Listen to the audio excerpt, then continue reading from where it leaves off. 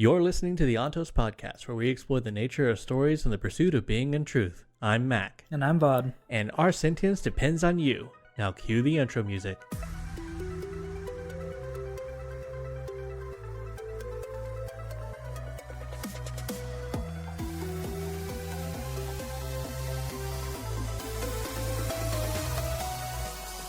So up until this point, if you've been following us, we've discussed what is the Cosmere, why you should read it, and where to start, and where we're going to be starting in our Cosmere journey that we're going to be sharing with all of you.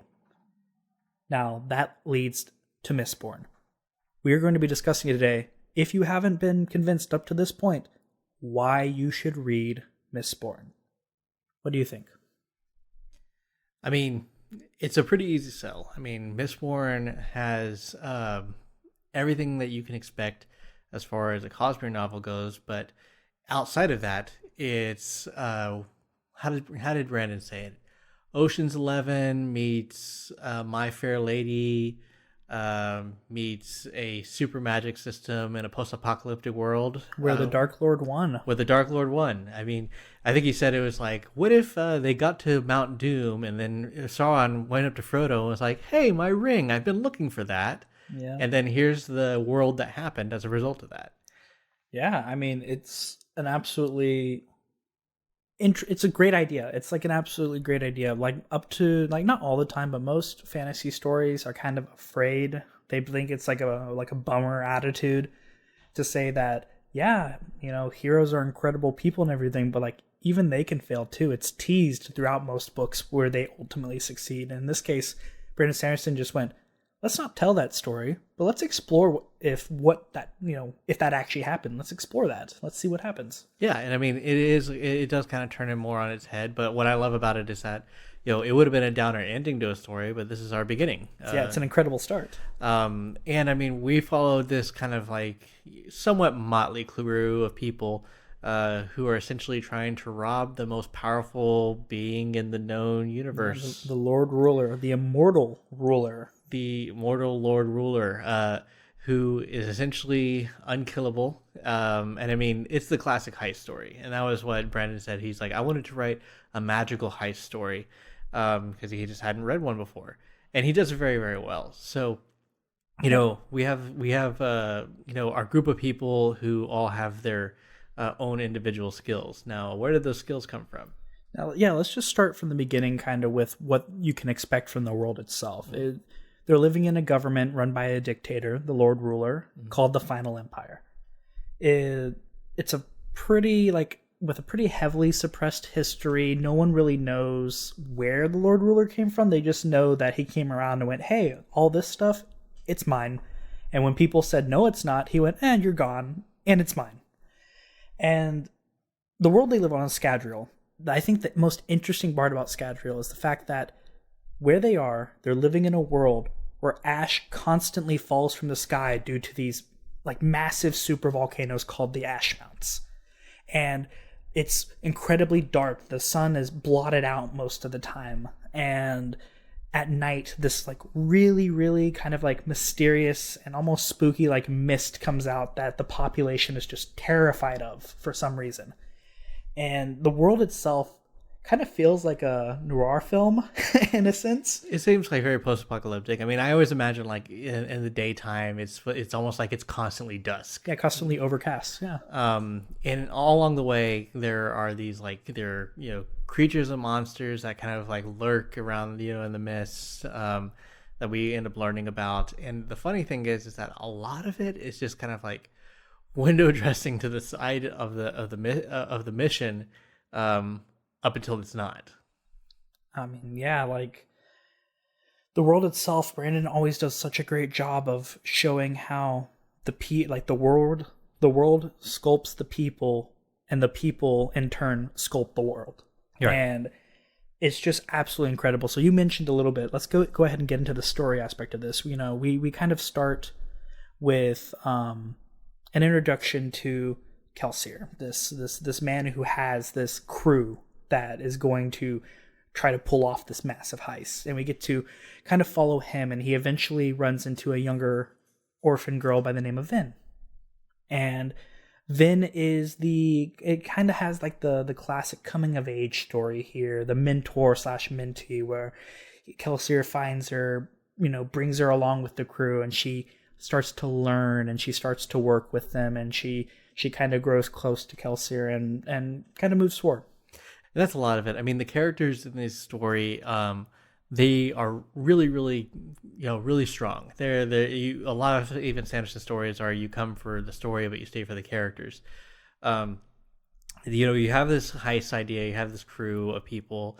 They each have their own little skill set, and then you have this new person they're bringing along who they're like, she could be useful. Let's go ahead and bring her up. Let's get her up to speed. So this is like what was it, Matt Damon's character in Ocean's 11? Yeah, it was We're All Too Famous, and we don't even know who you are. Exactly. So she has to get, set up to be kind of the infiltrating person here. But meanwhile, she's learning to kind of pick her skills up that she realized that she had because Kelsier identified her. Yeah, he identifies that she has control of the magic system on Scadrial. So what is the magic system on Scadrial? So there are going to be 3 different magic systems on Scadrial that are ultimately each covered in one of the books of the Mistborn series. But to avoid spoilers, we're going to discuss Allomancy, which is going to be the first book's magic system.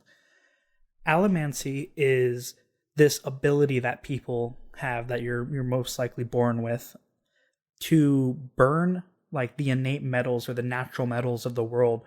And by burning these metals, by consuming them, and by your body naturally using them, it enhances both your physical and mental capabilities. And in this, a very small population of the people can use allomancy. And most of these people are called mistings. Now, mistings are allomancers that can only use one metal. That's their only ability. They have to find out what metal it is and how to use it. But an even smaller population out of the allomancers themselves are the what people in this world see as the ultimate warrior. They are the Mistborn, allomancers who can burn every single metal available to them in this world. And because of it, it makes them have crazy physical abilities along with like sharpened mental capabilities, and it just makes them overall incredible warriors. Movers, just like in general, and it's just absolutely amazing.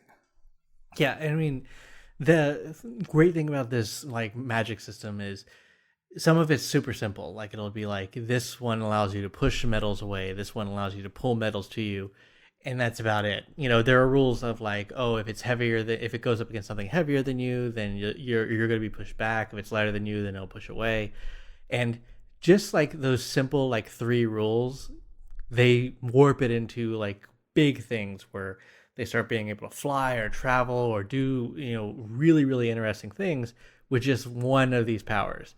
Now our main characters, they end up being Mistborn, so it's learning all of those things. But the great thing is the crew, they're all their own little expert on their one specific power. Yeah, it's a crew of Mistings led by a Mistborn crew leader. And I think this is a good time to kind of discuss the crew a little bit and see the type of characters that you're going to get to enjoy and just become, learn intimately here. And man, Brandon Sanderson, come for the incredible story, stay for the even more incredible characters. Mm-hmm. So, go ahead and remind us a bit more, more of what the crew is. I know we had, we have a smooth-talking, they call them soothers here, a smooth-talking misting with the ability to affect people's emotions that goes by the name Breeze. He's kind of what you would see as almost like the charmer in the heist crew. A lot of people would call him like the con face. Man. Yeah, exactly, the face. The guy who kind of comes in and he really puts the work on people. But of course he's too well known, so he has to use his power in the background to kind of help put the work more on people. And then you have like the pewter arms that come in, and they're the muscle, no doubt. Yeah, you have the crew member by the name of Hammond, who is this big, just absolutely like muscular brute, like you said. When pewter mistings can burn, burn pewter, they gain immense strength. And so he's like you said, the muscle of the group. He's the person who's going to, if they need to rough anyone up, if they need to stop someone from roughing them up, he's going to step in. And funny enough, he's the philosopher of the group, the one who likes to pose these philosophical questions of how could we be better people? How can we learn to care more about one another? Is it even worth it? And I love the interaction between him and Breeze. He's there to primarily annoy Breeze. Yeah. Yeah. He's there to hit people and annoy Breeze. Perfect description. And one of the more interesting characters is one that doesn't really have much going on except for his 10, his ability to flare up his senses is Spook. And he's more of a street smarts kind of guy that they pick up. So Spook himself is another interesting character because it's another Vin in a sense. It's another person who's kind of brought onto the crew who kind of wants to like look up to Kelsier and learn more about. And I think going even past Spook, we have a couple of more characters that are introduced. A person whose job is to hide everybody, to keep other Mistings and other Allomancers from finding them through the use of his own ability. We have another person whose job is to look out and actually kind of discover if there are other Allomancers in the area that can ruin their plans. Like you have, like Brandon Sanderson said, this magic system was developed in the sense that he wanted to put together a heist that at the end of the day, each person, instead of having a specific skill, they had a specific magic that was going to let them do the jobs that you would see in most heists. And that's the thing, is like they're really competent, not just because they have this magic, but also because they learned how to use it. They learned how to use it in a specific way that just because you had the power didn't mean you could necessarily do what they were able to do. And that's like one of the biggest points is that, you have people like a Mistborn who are able to go out there and able to push the limits on things, but you have the limitations that are put in place. And so it's not like a perfect magic system where you're put in place where you are able to do just whatever you want. There are like certain imperfections that are put in there for a reason. Yeah, and speaking of imperfections, let's go ahead and discuss. You can definitely see this in Mistborn. Like you mentioned, some of the abilities they get are so incredibly, I don't want to use this word, but I'm going to here, like bland compared to other magic systems. Like you said, I can push on metal. But then they turn it into something like, I can fly. And it's because they learn and they understand their imperfections in this magic system, and they creatively get around them. And so when you see Mistborns, when you see these people perfecting their craft, it's almost more exciting to see them almost just kind of have these simple abilities that they turn into these other things. Like, who knew that watching a Mistborn fly through the sky by pushing on metal would be more exciting than watching Superman crash through a building? Well, and that's the thing, is that like even when they finger quotes fly, it's like there's like I'm falling with style. Falling with style is exactly the way I was going to say it. But that's the point, is that when you see someone do like something crazy, you know that it required a ridiculous amount of like training and coordination to be able to get all that down. You got these guys against an impossible scenario, essentially impossible scenario, where it's essentially life or death. And when you're going to go rob the immortal king, you better bring your A game. Of his like riches that are worth more than basically anything else in the entire planet. Then you're expecting like this. There's no way this could work out. And then when you find out that it actually builds into something even way bigger than you expected, that's how everything really gets built up. But it's a fun story all around. You can really, just get into the characters, get into the magic system, and like you said before, on its own, it's a perfectly fine book. The series is really good. I think you're going to be encouraged to continue the series after it's all said and done. But if you just want to pick this up and say, let me give it a good try, it's a perfectly fine story on its own. But it's also a great introduction to the rest of the series. It's a great introduction to the Cosmere. It's definitely something, if you pick up books and you have any interest in fantasy, definitely want to check out. No, 100%. Hey guys, it's Matt. Thanks for listening to the Altos Podcast. You'll start seeing regularly scheduled episodes starting November 14, 2022. If you'd like to follow us, please consider subscribing. We're a small project, so please support us with likes and comments because that's what the algorithms crave. If you're listening to the YouTube channel, please hit the notification bell. And if you really want to give us a boost, consider supporting us on Patreon so we can give Vaud a better mic.